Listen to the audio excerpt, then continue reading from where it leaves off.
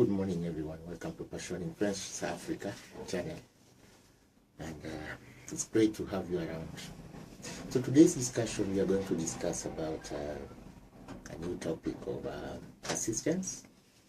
We're also going to look at from persistence we look towards to the issue of 10,000 hours. Remember, Michael Bedouin talked about 10,000 hours. What does 10,000 hours do when somebody repeats an act? Bruce Lee also talked familiarly about 10,000 hours. What does 10,000 hours mean? I think that was what was written on our board yesterday as the presentation that we are supposed to talk about today. And when I thought that it's me who is going to deliver this presentation, I wondered in my mind, I've talked about persistence before. What new am I bringing across? I wondered about, I've talked about commitment before. What good new thing am I coming across with? And I said, the most important thing is that we should interact. The most important thing is that we should be able to connect, that we should be able to, when I speak, you hear what I'm saying, and when you give feedback, I appreciate what you're saying. I believe that is the beginning of the greatest partnership that we can have under the Transformation Project, where I'm one of the presenters, you are one of our listeners, and we are trying to react, and we are trying to work together to make a good project to work. So welcome once again. The issue of 10,000 hours, when you started at the beginning, 10,000 hours looks overwhelming, because it looks as if, how will you be able to do the 10,000 hours, 10,000 man hours? How will it be possible? But as you start the journey, you realize that 10,000 hours is just 10,000 hours. You just need to start in order to get to the top. But you can never get to be successful if you do not start. So the main thing is that we need to start. We need to get us from away from the airport. We need to get on the airstrip and away from the airport. And how do we do that? By consistently communicating, by consistently listening to one another, and by consistently having presentations to make. Bruce Lee once said, the killer punch, mark my words, the killer punch is not the punch that will be strong, will be 10,000 times strong. It is the simple punch which has been practiced 10,000 times. Because when you are hit with such a punch, practiced 10,000 times, its impact will be greater than a power punch, which is hardly practiced, but with 10,000 power behind it. Various ways of how to improve ourselves. We have books, and we always say in this project, read books, get some simple articles, read. Get some simple content, read. Always keep guard of your mind. Do not allow yourself to be caught up by the general triviality, because we find on our last discussions on the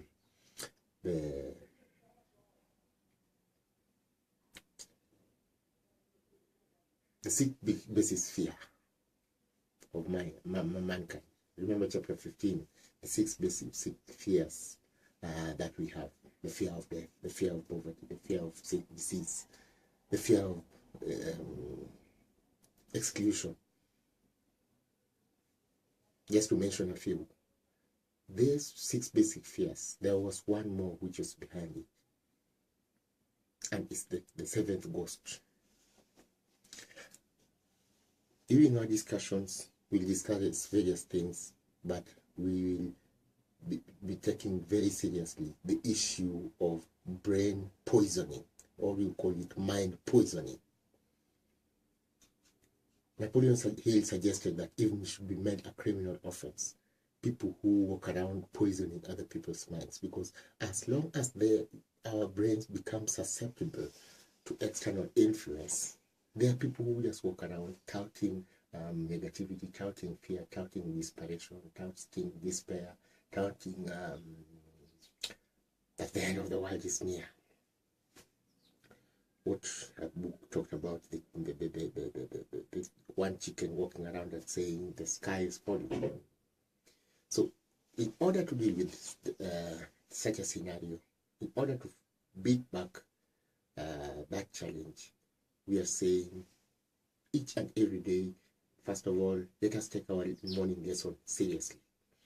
As we are, because it's not really just a lesson, but it's a discussion opportunity. It's an opportunity for us, both the viewer and the presenter, to reflect on issues which we are coming across, to reflect on issues on our journey to self-transformation, and to reflect on key issues which, if we handle well, then transformation process takes place. Our minds must be preserved like a temple. Our minds must be kept clean, like a holy place. Our mind must be preserved like an altar, that we know either there is nothing or whatever occupies it is to our benefit. And because it's very difficult to keep my mind empty, the nature of man is that thoughts are always flowing in. Remember, we talked about the sources of thoughts, and we said some thoughts we have to engineer ourselves. Then the second type of thought comes from the state of our moods, because the state of your mood determines your thoughts. And the state of our moods is, if we do not conduct and organize a program for entrainment, there is natural entrainment around us. Listening to a house, you hear surrounding the house, there are vehicles moving out, there are vehicles moving up and down, and those vehicles moving up and down are creating a sound. And from our analogy, we say that our brain waves determine our state. Okay. So and so is in alpha state, so and so is in beta state, so and so is in delta state. Depends on the waves of our the waves generated by our brain activity. Now, if the waves generated by our brain activity are such that as they collide with other brains from other waves from the external stimuli, then they get entrained to the external stimuli, then we can only assume, and it is true, it's not only assume, but we can only state that it will be influenced by our environment constantly, because we are constantly bombarded with some waves which will entrain our waves. And as they entrain our waves, therefore they affect our moods, or they affect our state. And as they affect our state, they therefore affect our thinking equipment. So the environment that we are seated in is a strong also determinant to where we are going to. We have looked at various factors. We've looked at factors like our determination to move forward, our desire levels, our environment. Yesterday, we were talking even about the influences to things like fasting. What does fasting benefit to us with? But all these things, the main thing is to take cognizance of each and every one of them, because each and every one of them, two things will happen in life. You will meet with things which construct you and things which restrict you. Things which push you up and things which push you down. So your focus is to say, we will constantly be noticing and working together with things which push you up, because you want to get to the next level. And also on the other hand, say, and you will constantly guard yourself against things which push you down. The ones which sneak into your mind and your brain in forms of waves, in forms of thoughts, in forms of ether influence. And ether influence, I think we explained the other time, that is the ether is full of energy. It's a field of energy, and you can just walk into a room and find that there's a lot of negativity in that place. You can walk into a room, say for example, if you're traveling to some of these places, not very well fortunate places like slums, and you get to a place where you're told, hey, this is a illicit liquor den, or this is a drug corner, The very moment you get there, you find a spirit, you find an influence in the environment, a state which pushes you to despair, pushes you to nothingness and emptiness, a desire for meaning which is not meaningful. And this is why we are taking these talks to the next level, that if you have awareness of what to watch out for, then you guard yourself against what you watch out for and move towards what you want and what you are going for. You encourage what you are going for. Then your growth path continuously builds on itself. Remember the act of faith that we said, faith is almost a vicious circle, because as you start at the beginning, you don't have much faith, but you need some faith in order to start. So you need to repeat several things for a very long time. You have to keep on repeating them to yourself, because if you constantly repeat them to yourself, then they will form part of your subconscious activity.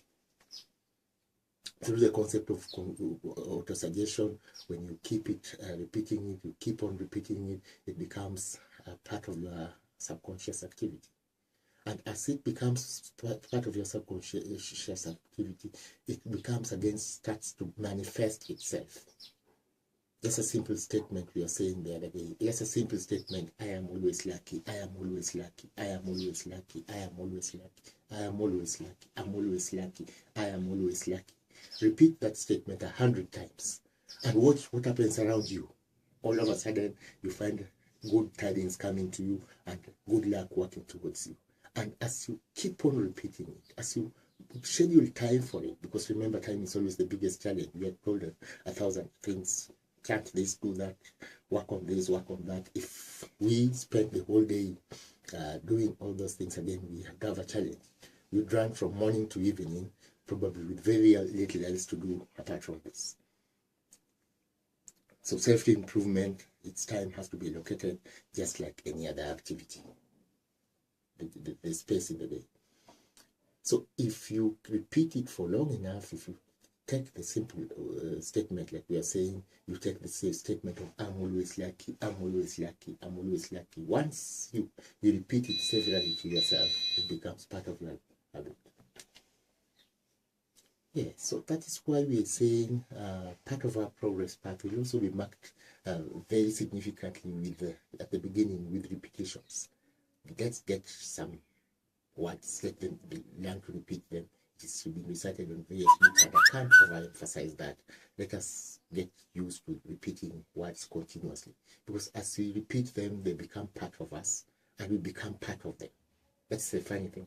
And because we become part of them, the faith increases. And because the faith increases, we'll start getting significantly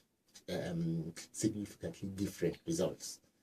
And because we'll be getting significantly different results, our faith will have to start rising. And that is where we started, that therefore devote 10,000 hours. 10,000 hours is such a long time.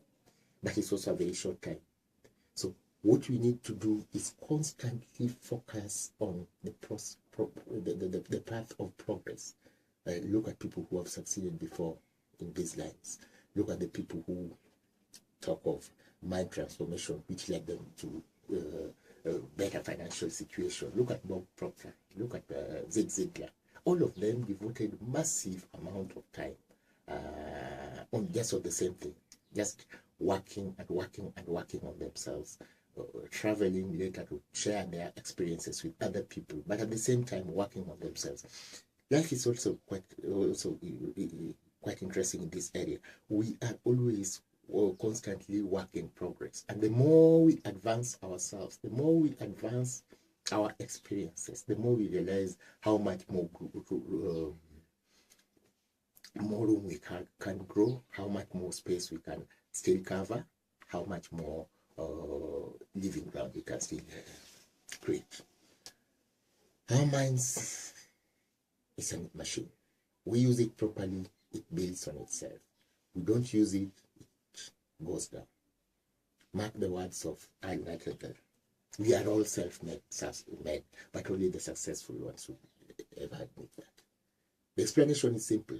The unsuccessful would never agree that it's his fault, who just caught with him or her. This unsuccessful will always give you excuses of how things are not very fortunate on his side and they are fortunate on the other person's side. We have seen how we can create luck. We have seen how we can do opportunities. We have seen what to read. We have seen that even with the scarcity of books or new material, the materials that we have in our resources, the materials that we have within our reach are sufficient. People hardly use the materials they are supposed to be using. People hardly use the materials at their disposal. They are capable of doing it. It is within their reach, but because they believe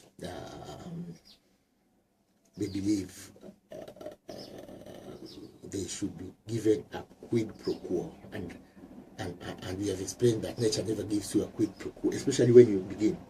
Because when you begin, the very moment you start traveling on the light of self-transformation, there are always the environment. There's always what you have been living under. And what you have been living under is an inertia in itself. Its first task is to keep you where you are. In fact, one of the activities of your conscious mind is to try to fight off anything which thinks is a danger to you. So immediately you will start finding resistance to the new program. Even if you are using electricity, you will find the lights going off. You'll find friends keep on bugging your presentations and bugging it with good cause, telling you, hey, forget this because I've got something else. Not because they have got something else for you, but because it is nature's way of trying to tell you, hey, why don't you keep on the way you have been doing? Because in the environment that you have been doing, you have been happy. We can predict where you are going to. It is safe and so on. But the very moment you move out from what is familiar to what is not familiar, your very subconscious mind says, let us resist the development. So once you have identified that, your first task therefore is to create a mental shield, but also a physical shield. Mental shield are more difficult to create because it's as a result of repetition of the physical. So do not doubt, do not fear, and do not despair. Immediately you take a decision that you are moving towards self-transformation. The first task that you do is on physical activity. You watch your activity and force yourself to accept some of the processes that are desired. Some of the processes that are desired is, we said, in the morning when you wake up, start talking to yourself positively. How many of us do that? Maybe not. When he said that when you wake up in the morning, start thinking of good thoughts. How many of us think of good thoughts? Rarely. We keep on repeating the negative statement that's always inbred with us. Except when you note or you put it in your consciousness that you will not die in ignorance. You will not stick in neutrality. You will take a stand. The very moment you take it, that whenever such negative thought comes to you, you say, and even in hell, I will preach good message. And even in hell, I will move on. That kind of starts to disorganize the other side of the fence. That kind of starts to create within the other side of the fence awareness that, hey, he's willing to move on anyhow. And his mindset himself that even on that situation of calamity, he will be moving towards this direction. That weakens the bastions which are locking you up and your movement starts on. But when we talk now of the element of knowledge, when you talk now of the element of focus, let us talk of the element of focus in a realistic manner.